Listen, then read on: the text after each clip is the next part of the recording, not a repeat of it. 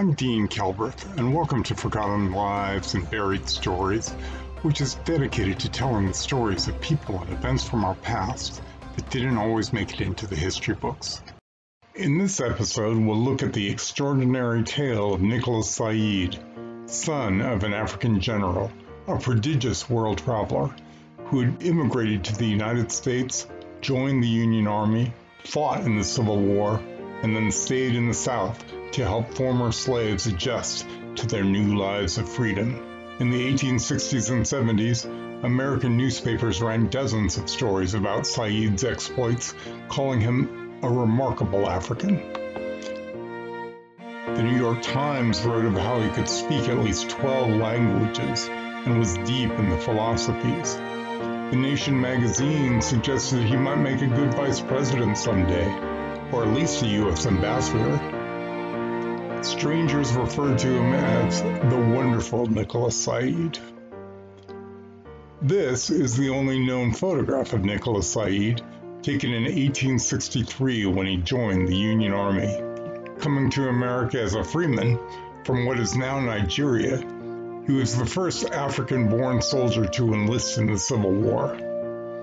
After the war, he signed up hundreds of freed slaves to cast their first votes, becoming one of the nation's first black election officials. Ignoring a terror campaign by the Ku Klux Klan, he established more than half a dozen schools for freed slaves. For at least a decade after the Civil War, he was a roving lecturer throughout the South, telling black and white audiences about the accomplishments that could be achieved by Africans. In his autobiography, he wrote of how he would always try to teach the rising generation the advantages of education. But then, as the Reconstruction era drove to a close, he disappeared from the public eye, and, as with many other black voices of his time, his story was quickly brushed aside. So what was Nicholas Said's story? Where did he come from? How did he rise so quickly on the national scene, only to disappear?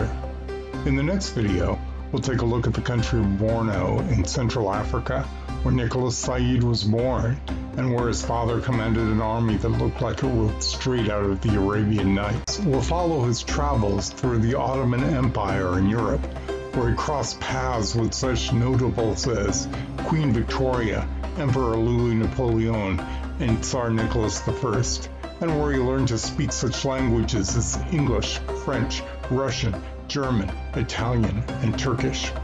And in a future video, we'll look at how Nicholas Said and other African Americans helped ensure Union victory in the Civil War, and we'll look at the role that he and others played after the slaves were set free.